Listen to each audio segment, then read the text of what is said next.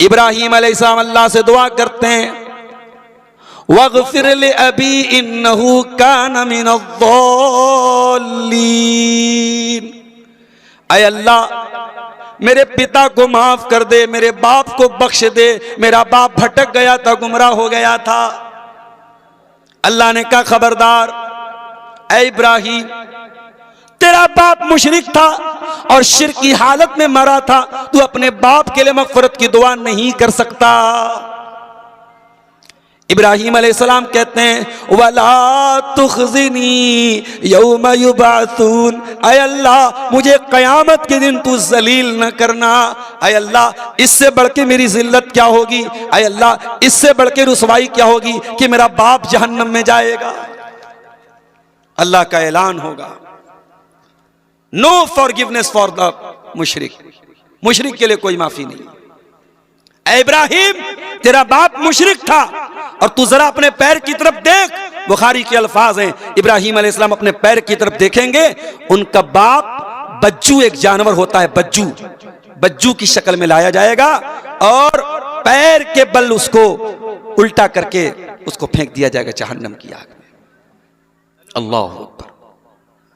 इब्राहीम अपने बाप के लिए मग़फ़िरत की दुआ नहीं कर सकते।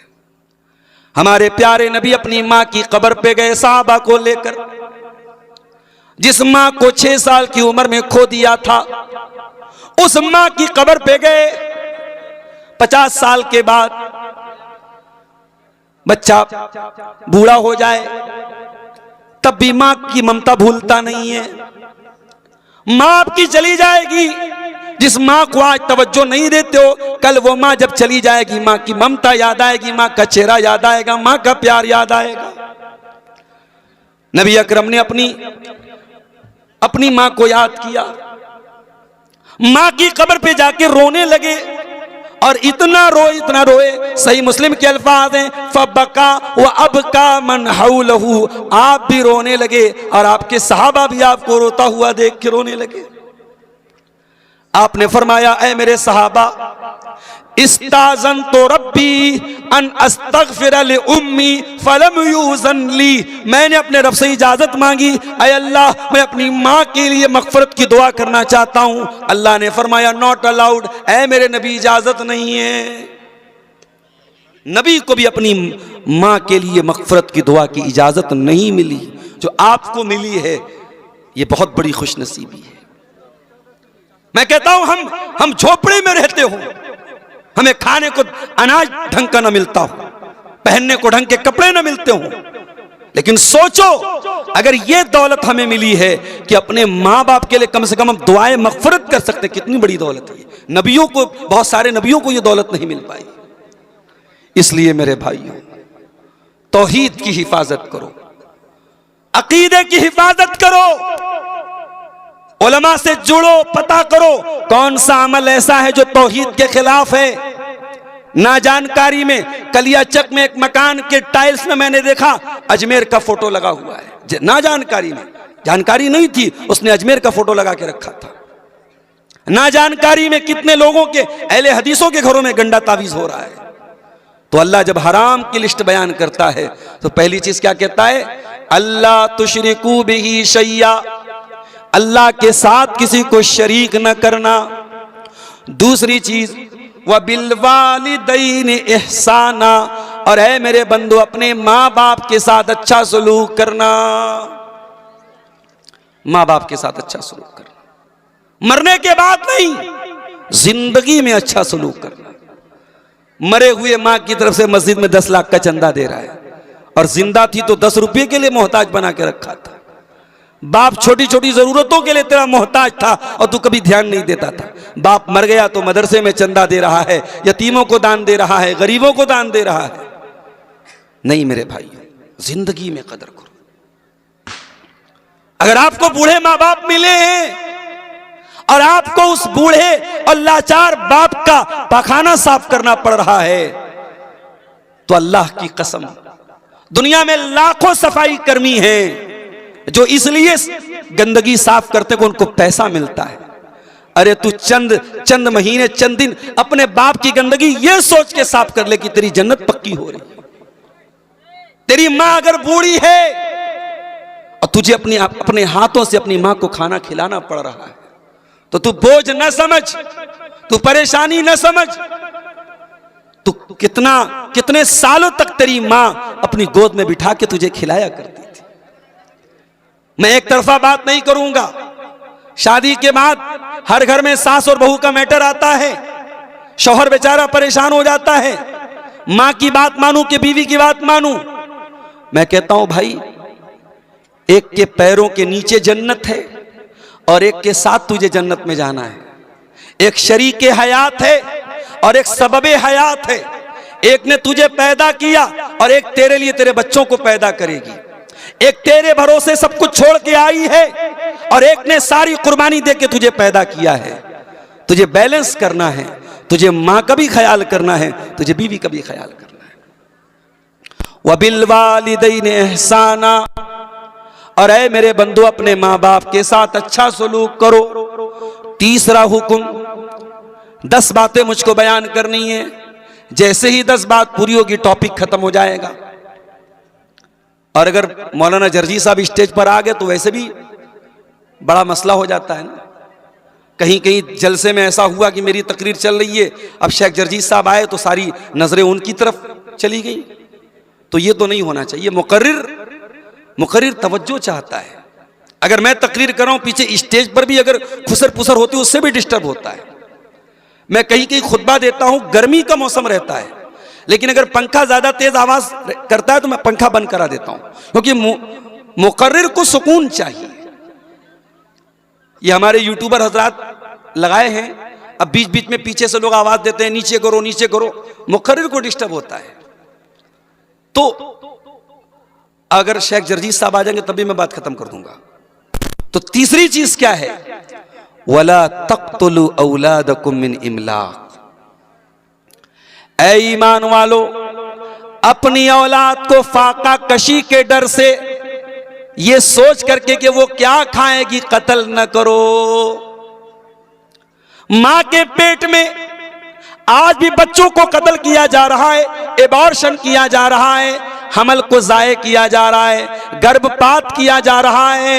1400 साल पहले बच्चे पैदा होने के बाद कत्ल किए जाते थे, लड़कियां पैदा होने के बाद कत्ल की जाती थी। आज की दुनिया तरक्की कर चुकी है, आज मां के पेट में ही बच्चियों को मारा जा रहा है। वला तक़्तुलू मिन औलादकुम मिन इमलाक, अपनी औलाद को फाका कशी की वजह से, गुर्बत की वजह से कत्ल मत करो। अगर हमल ठहर गया है तो जब तक बहुत क्रिटिकल सिचुएशन ना हो, औरत की जान खतरे में ना हो, हमल को गिराने की इजाजत नहीं है। चाहे वो 1 महीने का हो, चाहे वो 10 दिन का हो। अगर उसके पहले, हमल के पहले एहतियाती तदाबीर इख्तियार की जाएं ताकि भी बच्चों के बीच में गैपिंग हो, वो एक अलग मसला है। लेकिन अगर हमल ठहर चुका है, उसको गिराना ये औलाद का कत्ल है और हराम है मेरे प्यारे साथी। और आगे अल्लाह ने एक अजीब बात कही, फरमाया नहनु नर्ज़ुकुकुम व इय्याहुम, तुमको भी रोजी हम देने वाले, तुम्हारी औलाद को भी रोजी हम देने वाले। तू ये मत समझ के तू खिलाता है, नहीं नहीं नहीं, तू नहीं खिलाता है, अल्लाह खिलाता है। कितने लोग हैं उनके घर में सिर्फ 2 बेटे हैं और अल्लाह तबारक व तआला ने उनको गुर्बत और परेशानी में डाल के रखा है। और कितने लोग हैं उनके 10 बेटे हैं और सब चैन से खा रहे हैं। तो दौलत की तकसीम हमारी औलाद के हिसाब से नहीं है मेरे भाइयों। अल्लाह देता है रोजी, अल्लाह देता है तो जिसके 8 बच्चे हैं उसको भी रोजी मिल रही है, और अल्लाह नहीं देता है तो जिसके घर में 1 भी बेटा नहीं उसको भी परेशानी आती है। तो फरमाया नहनु नर्ज़ुकुकुम व इय्याहुम, उनको भी रोजी हम देते हैं, तुमको भी रोजी हम देते हैं। उसके बाद चौथी चीज, वला तक़रबुल फ़वाहिश मा ज़हर मिन्हा व मा बतन, और ऐ मेरे बंदो, फहश कामों के, अश्लील कामों के, वल्गर कामों के करीब न जाना। अल्लाहु अकबर, एक लफ्ज अल्लाह ने इस्तेमाल किया, अल फ़वाहिश, ऑल द वल्गर एक्टिविटीज। अभी अमेरिका में न्यूयॉर्क एक शहर है, वहां एक मुसलमान मेयर जीत गया है, बड़ा सोशल मीडिया पे बड़ा शोर हो रहा है। उसका नाम क्या है भाई? कौन? ममदानी है, ज़ुहरान ममदानी। वो इंडिया, असल में वो इंडिया का रहने वाला है और मसलक के एतबार से वो शिया है, और शियों में भी इस्ना अशरी शिया है, जो सहाबा को गाली देने वाला फिरका है, उससे उसका ताल्लुक है। मुसलमान बड़े खुश हो रहे हैं साहब, अमेरिका के इतने बड़े शहर न्यूयॉर्क में एक मुसलमान मेयर बन गया। अभी कल मैं सोशल मीडिया पे पढ़ रहा था कि अमेरिका में वो लोग जिनका ताल्लुक एलजीबीटी से है, जो लेस्बियन और गे यानी मर्द का मर्द के साथ ताल्लुक और औरत का औरत के साथ ताल्लुक को जो लोग सही मानते हैं, जायज मानते हैं, ज़ोहरान ममदानी कहता है मुझे उनके नजरिए से भी कोई इख्तिलाफ नहीं है, मैं उनके साथ भी खड़ा हूं। और वो लोग जो ये कहते गॉड इज गे, नऊजुबिल्लाह नऊजुबिल्लाह, जो कहते अल्लाह तबारक व तआला के बारे में कि वो भी गे है, ज़ोहरान ममदानी कहता है मरदूत कि मैं उनके साथ भी खड़ा हूं, और हम बड़े खुश हो रहे हैं साहब वो मुसलमान हैं। तो सोशल मीडिया पर आने वाली हर खबर पर बहुत जल्दी खुश मत हो जाया करो। दुनिया में ऐसे ऐसे खबीस लोग भी हैं जो नौजुबिल्लाह अल्लाह के बारे में ऐसा गंदा अकीदा रखते हैं। दुनिया की बहुत बड़ी गंदगी है मर्द का मर्द के साथ नाजायज, मर्द का मर्द से ताल्लुक बनाना। ये इस अमल की शुरुआत हजरत लूत अलैहिस्सलाम की कौम ने की थी, और जानते हो अजाब क्या उतरा था उनके ऊपर? आसमान से पत्थरों की बारिश हुई थी और पूरी कौम को अल्लाह ने उलट दिया था। उन्होंने अल्लाह के कानून को उल्टा। अल्लाह ने मर्द के लिए औरत को बनाया है, शौहर के लिए बीवी को बनाया है। वो मर्दूत मर्द मर्द के साथ ताल्लुक बनाता था। जब उन्होंने अल्लाह के कानून को उल्टा, अल्लाह ने पूरी बस्ती को उलट दिया। और आज भी अरब के अंदर वो सरजमीन मौजूद है, वहां पे एक बहुत ही गंदे पानी का समंदर और गंदे पानी की झील है जिसको डेड सी कहते हैं, बहरे मुर्दार कहते हैं। और जब रिसर्च की गई तो उसके अंदर उस बस्ती के अवशेष पाए गए, उस बस्ती के बाकियात पाए गए। वला तक़रबुल फ़वाहिश, अल्लाह ने कहा खबरदार गंदे कामों के करीब न जाओ। ये ज़िनाकारी गंदा काम, ये बदकारी गंदा काम, ये मर्द का मर्द के साथ ताल्लुक कायम करना गंदा काम, ये मर्द का अपने हाथों से अपनी शर्मगाह के जरिए मनी खारिज करना गंदा काम। जितने वल्गर एक्टिविटीज हैं वो सब इसके अंदर आ गए। वला तक़रबुल फ़वाहिश, हराम और गंदे और गलीज कामों के करीब न जाओ। और आगे अल्लाह ने एक बड़ी अजीब बात कही, फरमाया मा ज़हरा मिन। अच्छा, मैं ये सब बयान कर रहा हूं, ये यूट्यूबर से बोल देता हूं, अगर किसी ने कोई गंदा थंबनेल लगाया और मैं इससे कोई मतलब नहीं रखूंगा कि कौन से चैनल का है। मैं इतने सारे चैनल वालों को पहचान नहीं सकता, और मेरे पास कोई क्राइटेरिया नहीं कि मैं फिल्टर करूं कि कौन सही है कौन गलत है। अगर आज की तकरीर का कोई भी थंबनेल मेरे पास आया और लोग मेरे पास भेजते हैं, अगर एक भी गंदा थंबनेल आया तो अगले जलसे में आपको बिल्कुल इजाजत नहीं मिलेगी, किसी को भी इजाजत नहीं मिलेगी। तो जितने गंदे काम हैं उन सब के करीब मत जाओ। मा ज़हरा मिन्हा व मा बतन, जो जाहिरी गंदे काम हैं, जो दिख रहे हैं, जो ओपन हैं, उनसे भी बचो। वमा बतना, और जो छुप करके हो रहे हैं, चैटिंग के जरिए हो रहे हैं, सोशल मीडिया पर हो रहे हैं, बंद कमरे में हो रहे हैं, होटलों में हो रहे हैं, पार्कों में हो रहे हैं, उन तमाम गंदे कामों से बचो। एक बेपर्दगी वो है, लड़की घर के बाहर बेपर्दा निकली, सारी दुनिया को नजर आया ये बेपर्दा है। एक बेपर्दगी ये है, घर के बाहर तो पर्दे में निकलती है और घर के अंदर देवर भाभी के बीच में बड़ा हंसी मजाक चल रहा है, जीजा साली के बीच में बड़ा हंसी मजाक चल रहा है, खाला के लड़कों के साथ गंदी गंदी बातें हो रही हैं, मामा के लड़के के साथ अजीबोगरीब बातें हो रही हैं। कोई फर्क नहीं है महरम और गैर महरम का। तो अल्लाह ने कहा कि खबरदार फवाहिश के करीब मत जाओ। इसीलिए अल्लाह के नबी कहते हैं कि इब्ने आदम के तमाम पार्ट्स ऑफ बॉडी में जितना जिना अल्लाह ने लिख दिया है, इब्ने आदम उतना जिना करता है। आगे अल्लाह के नबी ने अपनी बात को क्लियर करते हुए फरमाया अलैनानि ज़िनाहुम नज़र, आंखों का जिना गंदी चीजों को देखना है, वलुज़नानि ज़िनाहुम इस्तिमा, और कानों का जिना गंदी चीजों को सुनना है, वल्यदु ज़िनाहल बत्शु, हाथों का ज़िना गलत चीज़ों को टच करना है। वर्रिजलु ज़िना हल खुता, और पैरों का ज़िना गलत चीज़ों की तरफ चल के जाना है। अल्लाह माफ़ करे, आज हमारे नौजवानों में अक्सरियत आंखों के ज़िना, कानों के ज़िना, हाथों के ज़िना में मुब्तला है मेरे भाई। और उसका अंजाम ये है कि शादी होती है और इंसान अपनी बीवी के हुकूक अदा करने के काबिल नहीं है। जगह जगह नकली हकीमों के ऐड लगे हैं, मर्दाना बीमारियों का इलाज कराने के लिए हकीमों के ऐड लगे हुए हैं। हकीमों की बढ़ती हुई ये कसरत और नौजवानों में पाई जाने वाली ये बीमारियां ये बता रही हैं कि ये गंदे काम हमारे नौजवानों को तबाह कर रहे हैं। तो ये चार चीजें अल्लाह ताला ने सूरह अनाम की आयत नंबर 151 में बयान की। उसके बाद पांचवी चीज, वला तक़्तुलुन नफ्सल्लती हर्रमल्लाहु इल्ला बिल हक़्क़ि, और खबरदार किसी निर्दोष की हत्या मत करना, किसी ऐसे इंसान की जान मत लेना जिसकी जान लेने का तुमको अधिकार नहीं है। मीडिया वालों तक अगर बात पहुंचे तो पहुंचा देना। रात दिन तुम अपने चैनलों पर बैठकर ऐसे नौजवानों को पकड़ करके लाते हो जो पता नहीं कभी मुसलमान थे कि नहीं थे, उनको तुम एक्स मुस्लिम बताते हो, और उन नौजवानों को बिठा करके जब वो इस्लाम को गाली देते हैं, कुरान को गाली देते हैं, नबी को गाली देते हैं, तो मीडिया वाले बड़े खुशी खुशी उसको शेयर करते हैं। और इस्लाम का डिफेंस करने के लिए ऐसे दाढ़ी और टोपी वालों को बुलाया जाता है न्यूज चैनल पर जिनको कुछ आता जाता नहीं है। 1500 रुपए के लिए वो चैनल पे जाते हैं और अपनी भद करवाते हैं और इस्लाम को अपमानित करवाते हैं।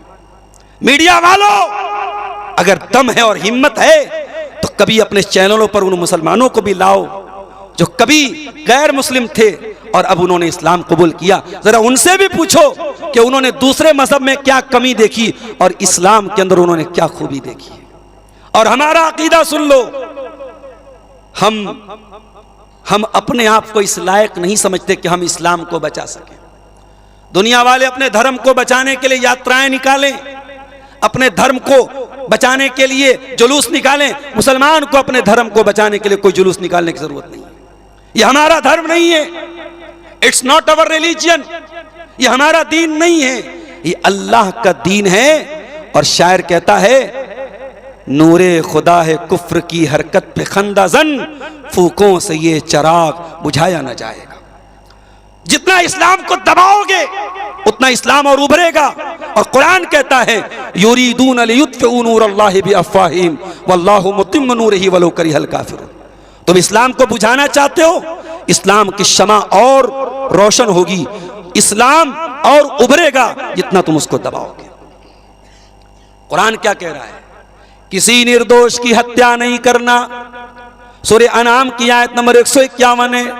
अल्लाह 10 बातों का हुक्म दे रहा है और 10 बातों में ये 5वीं बात है, don't murder anyone, don't kill anyone. किसी की हत्या ना करना, किसी को कत्ल ना करना। इंसानी जान की वैल्यू इस्लाम से ज्यादा किसी और दीन में नहीं है।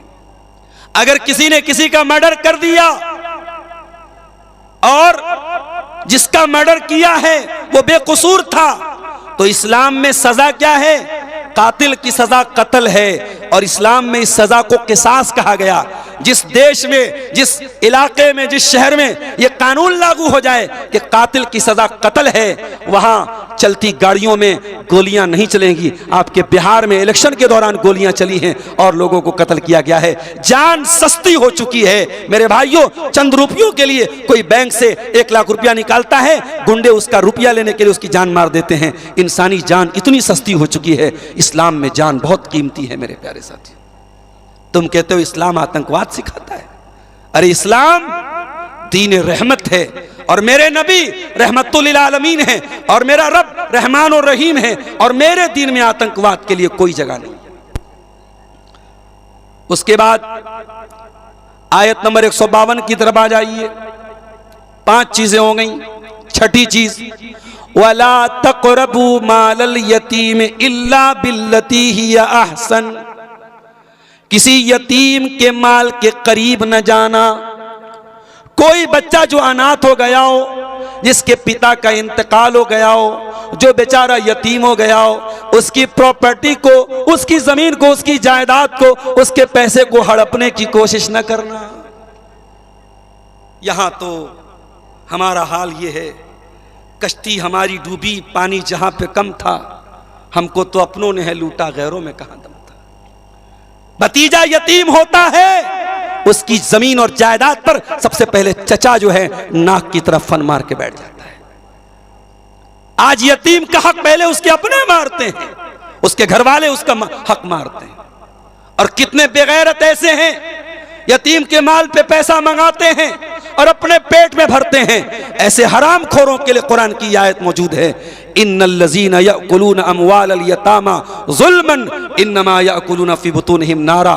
जो यतीम का माल खाएगा नाजायज तरीके से, वो अपने पेट में जहन्नम की आग भरेगा। अगर आप कोई यतीम खाना चलाते हैं, कोई इदारा चलाते हैं, कोई बनात चलाते हैं जहां यतीम लड़के पढ़ते हैं, यतीम लड़कियां पढ़ती हैं, उनके नाम पे चंदा ले रहे हैं, उनके नाम पे दान ले रहे हैं, बहुत होशियार रहना, बहुत खबरदार रहना, बहुत अलर्ट रहना, एक एक पाई का हिसाब रखना, वरना कुरान की आयत याद रखना, इन्नल्लज़ीना याकुलूना अमवालल यतामा ज़ुल्मन। जो यतीम का माल जुल्म करके खाएगा, इन्नमा याकुलूना फी बुतूनिहिम नारा, वो अपने पेट में जहन्नम की आग भरेगा। और एक बात बोलूं, सीमांचल में इतने जलसे हैं कि मैं डेली अगर तारीख दूं तो शायद मैं दे सकता हूं, मगर मेरे पास वक्त नहीं है। आप देख रहे हैं कि मैं 10 दिन के अंदर 10 बार आ रहा हूं मजबूरी की वजह से। इतने जलसे हो रहे हैं, लेकिन आप कभी गौर कीजिए कि कोई बुराई में कमी नहीं आ रही है, कोई समाज में बिगाड़ दूर नहीं हो रहा है। क्यों? क्योंकि दिल बहुत कठोर हो चुका है, और दिल की कठोरता को दूर करना है तो नबी अकरम ने क्या इलाज बताया था। एक सहाबी आए, कहा अल्लाह के नबी मेरा दिल बड़ा कठोर है, मेरा दिल बड़ा सख्त हो गया है, अय अल्लाह के नबी कोई ट्रीटमेंट बता दीजिए, कोई इलाज बता दीजिए। नबी ने फरमाया अगर दिल की कठोरता को दूर करना है तो इमसह बिरअसिल यतीम, किसी यतीम के सर पे मोहब्बत से हाथ फेर देना, किसी यतीम के सर पे मोहब्बत से हाथ फेर देना। इसी कटिहार के कोलासी चौक में एक साहब से हमारी मुलाकात हुई, अपने तमाम बेटों बेटियों को वो इल्म दीन सिखा रहे हैं और 3 यतीम बच्चियों को भी अलग से वो दीन की तालीम दे रहे हैं। बहुत अरबपति नहीं है, खरबपति नहीं है, लेकिन मैं समझता हूं कितने बड़े कलेजे की बात है। आज हमारे यहां कितने करोड़पति हैं, उनको ये तौफीक नहीं होती, हराम चीजों में खूब पैसा बहाते हैं। अरे हो सके तो किसी यतीम को पाल लो, हो सके तो किसी यतीम बच्चे की पढ़ाई अपने जिम्मे ले लो। मैं खुद मदरसे में पढ़ाता हूं और मैं जानता हूं कितने बच्चे होते हैं जो बेचारे गरीब होते हैं, यतीम होते हैं, सिर्फ अपने फैमिली बैकग्राउंड की वजह से, अपने गरीब माँ बाप की वजह से, या फैमिली में कोई नहीं है इस वजह से बेचारे पढ़ाई छोड़ देते हैं। मेरे भाइयों, अगर दान करना है, अल्लाह की राह में देना है, मस्जिदें बनवाओ, मदरसे चलाओ, लेकिन दान और खैरात का एक जरिया यह भी है कि आप यतीमों का ख्याल करो, किसी यतीम की परवरिश अपने जिम्मे ले लो। तो ये हो गई छठी चीज। 4 चीज और बयान करनी है। उसके बाद फरमाया वला तक़रबू मालल यतीमी इल्ला बिल्लती हिय अहसनु हत्ता यबलुगा अशुद्दा। यतीम के माल के करीब न जाना जब तक वो यतीम बालिग न हो जाए। जब यतीम बालिग हो गया, जवान हो गया, अपने पैरों पे खड़ा हो गया, उस यतीम का माल उसके हवाले कर देना, उसके माल में हेर फेर न करना, उसके माल में कोई 420 न करना। उसके बाद 7वीं चीज फरमाया व औफुल कैल वल मीजान, व औफुल कैल वल मीजान बिल क़िस्त। और जब सामान तौल के देना और नाप के देना तो बराबर बराबर तौल के देना। किसी के साथ बेईमानी ना करना, किसी के साथ अन्याय ना करना। अगर तुम बिजनेस कर रहे हो, कारोबार कर रहे हो, किसी को नकली माल न बेचना, किसी के साथ धोखाधड़ी न करना, नाप और तौल में कोई कमी कोताही न करना। मेरे प्यारे भाइयों, आज भारत की सरजमीन पर हालात हमारे लिए तंग हो रहे हैं, मुश्किलें हमारे लिए खड़ी हो रही हैं, मगर अल्लाह का कुरान हमको रास्ता बता रहा है। इतनी मुश्किलों के बावजूद है मुसलमान, तेरा कुरान तुझे तरीका बता रहा है कि तुझे बेईमान नहीं बनना है, तुझे ईमानदार बनना है, तुझे नापतौल में कमी करने वाला नहीं बनना है, सही सही नापतौल करने वाला बनना है। तेरा कारोबार इतना ट्रांसपेरेंसी वाला हो, इतना साफ सुथरा हो कि गैर मुस्लिम भी तुझसे कारोबार करने के लिए आगे बढ़े और दुनिया तेरी ईमानदारी की तारीफ करे। उसके बाद फरमाया ला नुकल्लिफु नफ्सन इल्ला वुस्अहा, और ऐ मेरे बंदो तुम जब कोई सामान नाप तौल के देना अपने हिसाब से पूरी कोशिश कर लेना, लेकिन अगर तुम चावल बेच रहे हो और 2-4 दाने चावल के कस्टमर को तुमने कम दे दिए, तुमने कुछ कमी और बेशी कर दी, तो एक एक दाने का हम हिसाब नहीं लेंगे। ऐ मेरे बंदो जो तेरी ताकत में नहीं है, जो तेरे कंट्रोल में नहीं है, हम उसका हिसाब तुझसे लेने वाले नहीं है। तू खुल्लम खुल्ला बेईमानी मत करना, तू जानबूझ करके बेईमानी मत करना। हाँ, अगर नाप तौल कभी करने में, कभी ना जानकारी में अगर कुछ हल्का फुल्का 19-20 हो गया, उसकी अल्लाह क्या पकड़ नहीं होगी। उसके बाद 8वीं चीज फरमाया वैज़ा कुल्तुम फादिलू, और ऐ मेरे बंदो जब तुम बात करना तो इंसाफ की बात करना, न्याय की बात करना, ना इंसाफी की अन्याय की बात न करना। दुनिया वाले कहते हैं प्यार में सब जायज है और जंग में सब जायज है, everything is fair in love and वार। न प्यार में सब जायज है, न जंग के मैदान में सब जायज है। अगर आप किसी से प्यार करते हैं तो प्यार के नाम पर आपको कोई नाजायज और गलत काम करने की इजाजत नहीं है। हाँ, अगर दिल में किसी लड़की की मोहब्बत पैदा हो गई, इस्लाम इस बात की इजाजत देता है आप लड़की के गार्जियन से राब्ता करें, उसके बाप से राब्ता करें, प्रॉपर चैनल से आए, मेन गेट से आए, आप बैक डोर का इस्तेमाल न करें, आप नाजायज तरीके का इस्तेमाल न करें। लड़की के निकाह का जिम्मेदार अल्लाह ने लड़की के गार्जियन को बनाया है, उसके वली को बनाया है, उसके बाप को बनाया है। अगर वली तैयार है तो बहुत अच्छी बात है, सोने पे सुहागा है, आप निकाह कर लें। और ये भी याद रखें खूबसूरती पे लट्टू ना हो जाएं, खूबसूरती पर लट्टू ना हो जाएं कि कोई बहुत खूबसूरत है तो बस लट्टू हो गए। अगर खूबसूरती के साथ साथ दीनदारी है, प्रॉपर चैनल से आए और गार्जियन से वली के जरिए निकाह का पैगाम भेजें। अगर वली राजी नहीं है तो कोर्ट मैरिज करना, भाग के शादी करना हराम है, नाजायज है, जिना है, बदकारी है, और जो करेगा अल्लाह के यहाँ बहुत सख्त गुनहगार होगा। मेरे प्यारे साथियों, न प्यार में सब जायज है, न जंग के मैदान में सब जायज है। अभी सूडान से तस्वीरें आ रही है, अजीबो गरीब जुल्म हो रहा है, अजीबो गरीब जुल्म हो रहा है। किसी को जिंदा ताबूत में भरा जा रहा है, कहीं पूरा पूरा गांव आग से जिंदा जला दिया जा रहा है। आज जंग के मैदान में लोग एक दूसरे को क्या नहीं करते। इसी भारत के एक स्टेट में दंगा हुआ और तस्वीरें वायरल हुई, मां हामिला औरत के पेट में भाला मार के पेट का बच्चा हवा में लहराया गया, और बाद में ये जुल्म करने वाले सबको क्लीन चिट दे दी गई। मेरे प्यारे साथियों, याद रखो, दुनिया में अगर इंसाफ नहीं हुआ, अल्लाह की अदालत में इंसाफ होगा। इस्लाम अपने दुश्मन के साथ भी हमें अन्याय करने की तालीम नहीं देता। अल्लाह कुरान में कह रहा है वैज़ा कुल्तुम फादिलू, जब बात करो तो न्याय की बात करो। इसी कटिहार से मेरे पास ये भी फोन आया, मौलाना साहब पंचायत करने वाले को अपने पक्ष में फैसला करने के लिए बैकडोर से पैसा दिया जाता है, रिश्वत दी जाती है, और जो ज्यादा तगड़ा होता है, ज्यादा मजबूत होता है, कुछ पंचायत करने वाले उसके हक में फैसला कर देते हैं। याद रखें, ऐसे बेईमान पंचायत करने वाले पंच और सरदार, ये पंचायत की कुर्सी, ये सरदार की कुर्सी, ये फैसला करने वाले की कुर्सी कयामत के दिन तेरे लिए जहन्नम की कुर्सी बनेगी। अगर तूने रिश्वतें लेकर गलत फैसले किए हैं और हकदार का हक मारा है और मजलूम को दबाया है, तो याद रख, तू नबी का मानने वाला नहीं है, तू शैतान का मानने वाला है। मेरे नबी इंसाफ के अलमबरदार थे। मेरे नबी का फैसला इंसाफ का फैसला होता था। नबी की अदालत में केस आया, अय अल्लाह के नबी, एक औरत ने चोरी की है, कबीले बनु मखजूम की औरत है, फातिमा नाम था उस औरत का, बहुत बड़े खानदान की औरत थी, चोरी की थी उसने। नबी ने कहा हाथ काटा जाएगा।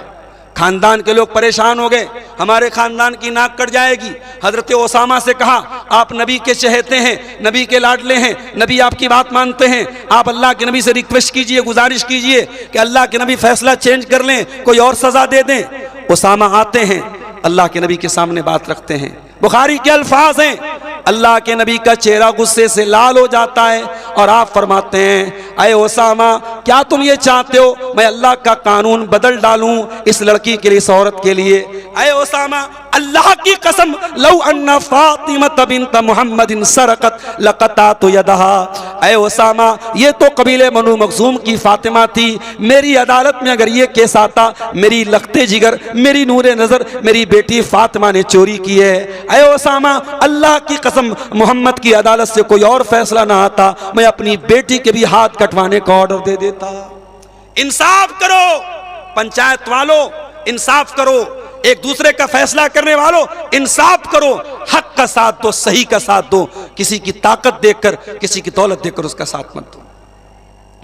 उसके बाद फरमाया, वलौ कान ज़ा कुर्बा, तुम इंसाफ की बात करो, अगरचे अपने रिश्तेदार के खिलाफ पड़ जाए, अपने करीबी लोगों के खिलाफ पड़ जाए, तब भी तुम इंसाफ की बात करो। 8 चीज हो गई, अब 9वीं चीज सुनिए, वबी अहदिल्लाहि औफू, और ए ईमान वालो, तुमने अल्लाह के साथ जो एग्रीमेंट किया है, तुमने अल्लाह के साथ जो वादा किया है, जो प्रॉमिस किया है, जो प्रतिज्ञा की है, उस वादे को निभाया करो। वादा करने के बाद वादा न तोड़ा करो, वादा खिलाफ न बनो।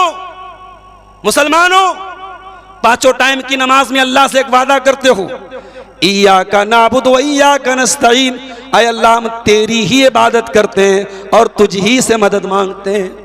नमाज में इतना बड़ा वादा करने के बाद अगर गले में तावीज पहनते हो और हाथ में धागा बांधते हो और यह अकीदा रखते हो कि धागा बांधने से बीमारी चली जाएगी, तावीज पहनने से बिगड़ी बन जाएगी, और कार से जा रहे हो, बिल्ली ने रास्ता काट दिया, और यह अकीदा रखते हो कि बिल्ली के रास्ता काटने से हमारे ऊपर मुसीबत आ जाएगी, तो याद रखो तुमने अल्लाह से वादा करके वादा खिलाफी की है। जब इय्याका नअबुदु व इय्याका नस्तईन का वादा किया है तो इस वादे पर कायम रहो और इस वादे को निभाओ। ज़ालिकुम वस्साकुम बिही लअल्लकुम तज़क्करून, ये अल्लाह ताला की बहुत बड़ी वसीयत है। अब 9 चीजें हो गई, अब लास्ट एंड फाइनल चीज सुन लीजिए, आयत नंबर 153 सूरह अनाम की, बहुत अहम आयत है, इसको भी सुन लीजिए, इसी पर मैं बात खत्म करूंगा। व अन्ना हाज़ा सिराती मुस्तक़ीमन फत्तबिऊ, और ए नबी, दुनिया वालों को बता दो इस्लाम ही मेरा सीधा रास्ता है, इस्लाम पर चलोगे तभी तुम सिरात मुस्तकीम पर चलोगे। ए ईमान वालों, ए दुनिया वालों, इसी रास्ते पर तुमको चलना है, इसी हाईवे पर तुमको चलना है, इसी रास्ते पर तुमको चलना है। वला तत्तबिउस सुबुल, दूसरे रास्तों पर नहीं चलना, फतफर्रक बिकुम अन सबीली, वरना दूसरे रास्ते तुमको अल्लाह की राह से भटका देंगे। अल्लाह की राह पे चलो, और वही रास्ता नबी का रास्ता है, और वही रास्ता सहाबा का रास्ता है, और अल्लाह की कसम अहले हदीस की दावत उसी रास्ते की तरफ है। हमने कभी नहीं कहा हमारे उलमा जो कहते हैं वो आप मान लो, हमने कभी नहीं कहा हमारे अइम्मा की तरफ आओ, हमारे उलमा की तरफ आओ। हमने जब भी दावत दी है कुरान और हदीस की दावत दी है, और ये हमारे स्टेज से इसकी मिसालें कायम हुई है। अगर किसी एक आलिम ने कुरान और हदीस के खिलाफ कोई बात बयान की है, दूसरे आलिम ने तरदीद की है। अभी मुझे किसी ने बताया कि कहीं किसी ने तकरीर में कहा कि खतना की दावत हराम है। ये हराम का लफ्ज़ अगर कोई इस्तेमाल करता है मुनासिब बात नहीं है, चूंकि बात आई है इसलिए मैं बात बता रहा हूं कि खतना की दावत के बारे में ज़्यादा से ज़्यादा ये लफ्ज़ इस्तेमाल करना चाहिए, बेहतर नहीं है, मुनासिब नहीं है, क्योंकि अल्लाह के नबी से कोई सही हदीस में सबूत नहीं मिलता। नबी के ज़माने में लोग अपने बच्चों का खतना करवाते थे, अगर दावत सुन्नत होती तो नबी से साबित होती, कोई सही हदीस से साबित नहीं है। लेकिन इसको हराम नहीं कहा जा सकता। अगर कोई ये दावत दे रहा है, इसको हम बेहतर नहीं मानते हैं, सुन्नत नहीं मानते, मगर हराम भी कहना ये ज़ियादती की बात है मेरे प्यारे साथियों। इसी तरीके से आपके इलाके में मैंने सुना है अकीका लोग करते हैं, बड़े जानवर का अकीका कर देते हैं, बड़े जानवर में हिस्सा लेकर के अकीका कर रहे, ये भी गलत है। अकीका के सिलसिले में कहीं कोई सबूत नहीं मिलता कि बड़े जानवर का अकीका किया जाए।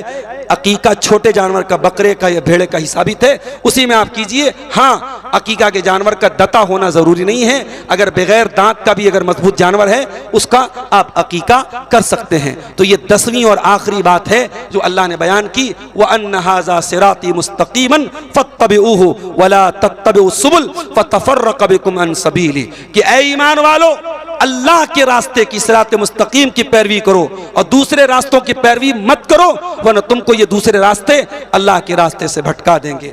इसी मनहज पर, इसी रास्ते पर, इसी सिरात मुस्तकीम पर मरते दम तक चलो और अपने बच्चों को भी चलाओ। कहीं ऐसा ना हो कटिहार में रहते रहते तुम दिल्ली जाके रहने लगे, मुंबई जाके रहने लगे तो अपने बच्चों के बारे में गाफिल हो जाना। नहीं, दुनिया के किसी भी कोने में चले जाओ, अपने बच्चों को इसी मनहज की दावत देना, इन्हीं उलमा से जोड़ के रखना, अपने बच्चों के अकीदे पर ध्यान देना। ये ध्यान देना कहीं तुम्हारे बच्चे, आज मैं जब आपके इलाके में आता हूं, बाज नौजवान आते हैं दोनों हाथ से मुसाफा करते हैं, इसका मतलब कि उनकी तरबियत नहीं की गई, उनको नहीं बताया गया कि मुसाफा जो सुन्नत है वो एक हाथ से है। हमारे बहुत सारे नौजवान हैं, उनके यहाँ मैं बहुत सारी चीज़ें देखता हूँ, नमाज पढ़ते हैं, सुन्नत के खिलाफ नमाज पढ़ते। क्यों? माँ बाप ने कभी सिखाया नहीं। बाप दिल्ली में रहता है, माँ को उतनी तमीज़ नहीं है, बाप बम्बई में रहता है, माँ को उतनी तमीज़ नहीं है। मेरे भाइयों, अपने बच्चों के बारे में, अपनी औलाद के बारे में भी हमें होशियार रहने की ज़रूरत है। और आखिर में ये एक दो सवाल हैं, उसका जवाब देने के बाद हम बात ख़त्म करते हैं। जो सवाल इधर भी है एक दो, और एक साहब ने 3000 रुपया दिया है, मरहूम अब्बा के लिए दुआ की दरखास्त की, मौलाना के हाथ में दे दी। सवाल यही लाइए, मैं पढ़ देता हूँ ताकि जल्दी जल्दी जवाब हो जाए। देखिए, बहुत वक्त जो है कम है हमारे पास, फ़ौरन निकलना है, इसलिए मैं जल्दी जल्दी सवालों का जवाब दे देता हूँ। देखिए, मंझाली पूर्णिया के एक अशफाक साहब नाम है, डॉक्टर, उनका सैमसंग मोबाइल गिर गया है। किसी भी भाई को मिला हो तो स्टेज तक पहुंचा दे, उसमें कोई भारी चीज़ नहीं है, उनका डॉक्टरी डॉक्यूमेंट्स और वो हॉस्पिटल चलाते हैं, उनका सारा कुछ उसमें है, दे दीजिए। ये अल्लाह के दीन सीखने के लिए आए हैं, इतना बड़ा अजीम उशान जलसा है। अगर किसी को मिला हो सैमसंग मोबाइल तो स्टेज में पहुंचा देने की ज़हमत गवारा करें। उस मोबाइल के दाम से वो बेचैन नहीं है, उनके अंदर जो डॉक्यूमेंट्स है उसके लिए बेचैन है। आप हजरात में किसी को भी अगर ये मिला हो तो पहुँचा देने की ज़हमत करेंगे। देखिए भाई, मोबाइल से ज़्यादा कभी कभी उसके अंदर जो डॉक्यूमेंट्स होते हैं उनकी कीमत होती है। तो वो भाई जिसने भी मोबाइल लिया है, मोबाइल वो किसी न किसी को बेचेगा, सस्ते दामों में बेच देगा। उससे बेहतर है अल्लाह का खौफ खाए, यहाँ आके मोबाइल दे दे, उसको इंशाल्लाह कुछ इनाम के तौर पे वो रकम मिल जाएगी, मगर मोबाइल डॉक्टर साहब का वापस मिल जाएगी। ये किसी भाई ने अपने मरहूम बाप की तरफ से 3000 रुपये दिए हैं, अल्लाह इनके चंदे को कबूल फरमाए। और सवालात कुछ आए हैं, मैं उनका जवाब दे के बात ख़त्म करता हूँ। क्या झंडोत्तोलन के दिन संस्कृत कार्यक्रम में डीजे बजाकर मुस्लिम बच्चियों को नचाना सही है? मैं समझता हूँ कि इसमें से जितनी बातें हैं, डीजे बजाना और मुस्लिम बच्चियों को नचवाना, ये तमाम चीज़ें बिल्कुल क्लियर। मौलाना जर्जीत साहब आ गए हैं, सब चैनल खोल दीजिए।